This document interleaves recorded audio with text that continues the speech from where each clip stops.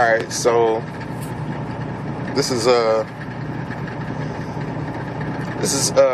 my ladies, just for the night. I'm gonna start with y'all because I do got a couple of issues, a couple of questions and shit. And if you got a friend that's involved in any of these behaviors, I think it would behoove you to contact them and maybe have them check this out.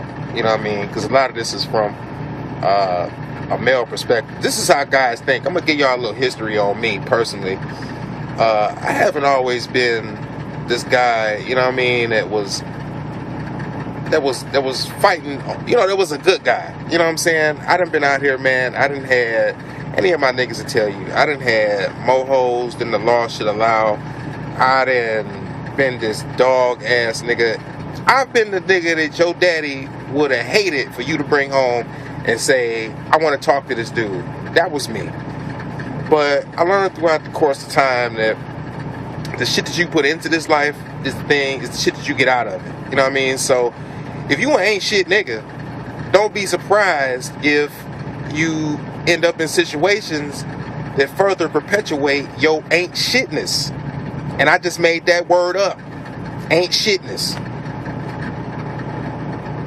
Bam! That's reality for you, but don't be shocked. I learned that, you know what I mean, through trial and error. I done been through my fair share of, I guess, fuck-ups and down situations, you know, broken shit. I done had all that shit happen to me, but it was all through my ain't shitness. So I want to get to the ladies. I want to talk to y'all for a minute. I want to rap, you know what I mean? I ain't on no Lil Wayne shit, but I want to rap, you know, like I clap and I might end up with a slap or whatever. Why y'all got these niggas, and if I was typing, that would be in all caps. Why y'all got these niggas up in y'all shit? Nigga ain't got no job. Now I understand a lot of y'all gonna say, well, it's a recession out here and all this other shit and all this blah blah blah. The recession just started a couple of years ago. This nigga been in your house since '98 and ain't got no motherfucking job. When shit was cool, this nigga was still in your house with no job. He using the recession now as a reason why he ain't been shit since '98. But the recession just started. It just started. And you still got this nigga in your house. I gotta wonder about that, you know, and as a nigga, as a dude, as a guy, you know, I look at y'all a lot of times when I see women in those situations. You supposed to feel sorry for him and shit? I don't, because you put yourself in that situation.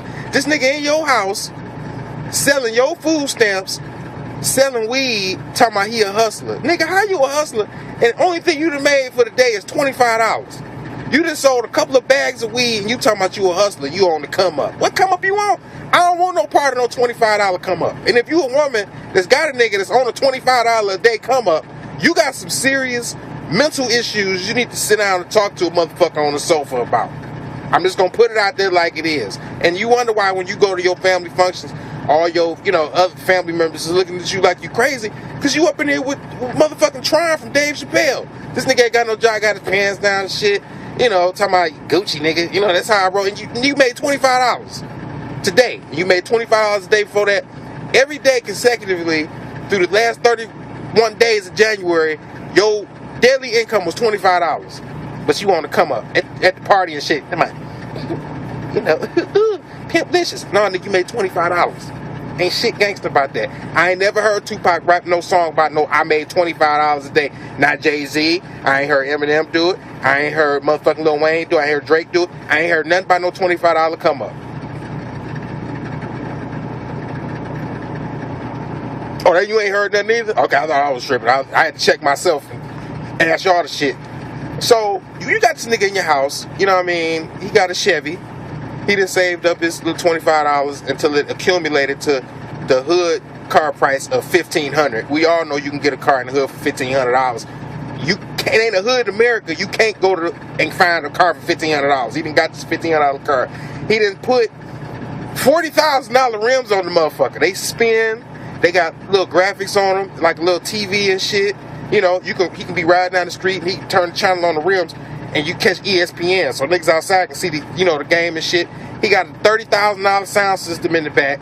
that they was gonna use for an NFL stadium. He didn't purchase that, but the nigga can't pay a light bill, can't pay the gas, can't pay your phone off. You on Metro PCS or Cricket, you know what I'm saying, with a flip phone. You ain't digital. You ain't swiping nothing. You flipping. You like this with your shit. Hello, hold on, girl. Let me flip my shit so I can talk to you about the club night. But this nigga in your house and you giving him some pussy. You ever thought about that for a while? That's just that kind of shit. I can't feel sorry for that. I can't. You allowing this, and then on top, the motherfucking icing on the cake. Most of y'all women that's in them situations got kids with this nigga. Got kids with him. So you allowing your children to see what the fuck this nigga is doing and how he living. When they grow up, you want to get mad at them for replicating exactly what they see in the house. This nigga ain't been shit since 98. 98, he ain't been shit. What you think your kids gonna do when they grow up? They gonna think that's the example. Whatever the kids see in the household, that's what they become.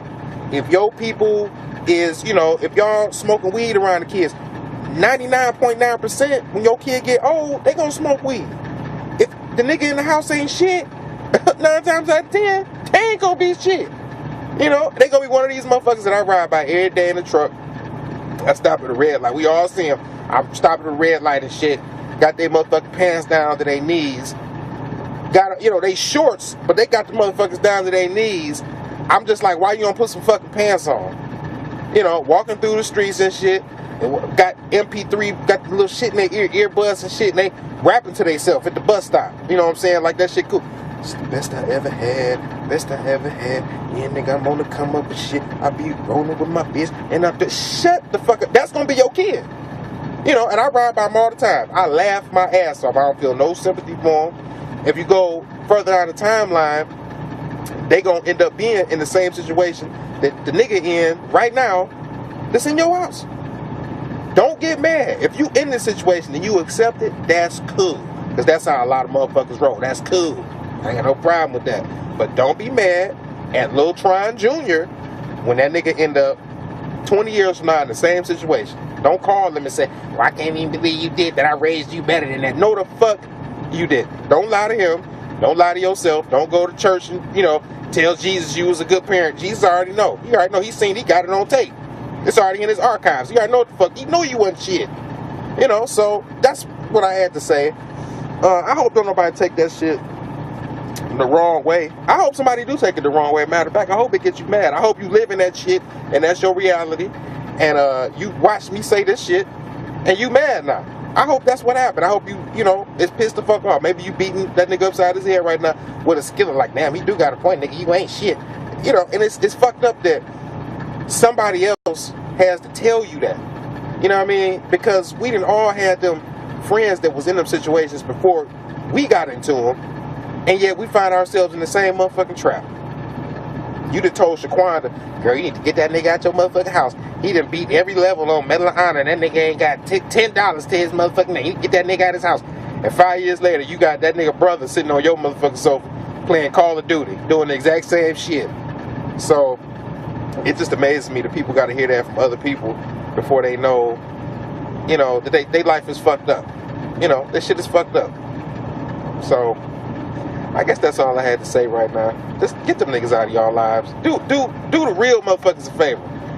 Get them niggas out y'all motherfucking life. That's the only way they gonna transform is when, you ever seen Intervention?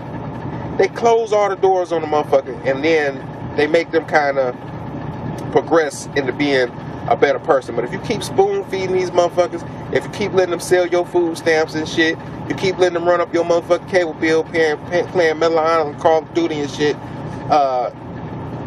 you're not helping them at all. You're not helping them become a better man. You're not helping them become a man at all. You babysitting the problem.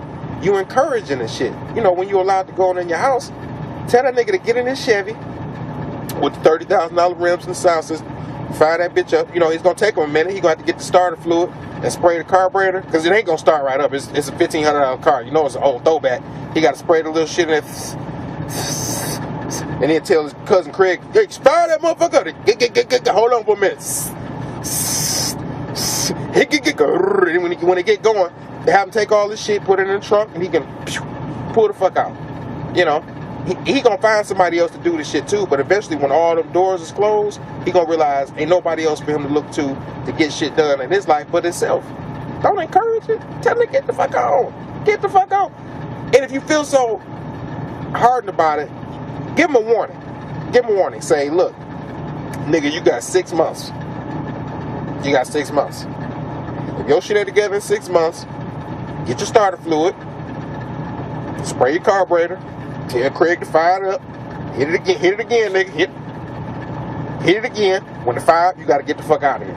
Give him a couple months to get it together. If you feel that, you know, responsible for the nigga, or if you feel that, you know, concerned about his well-being, give him 6 months. He probably gonna think it's a joke. At the end of that 6 months, when he holding that motherfucking starter fluid, I bet he don't think it's no joke then. They go, that bitch wasn't bullshit. That bitch, she done put me up. Hey, Craig, fire it up. That's all you gotta do. Try that. I'm out. Peace.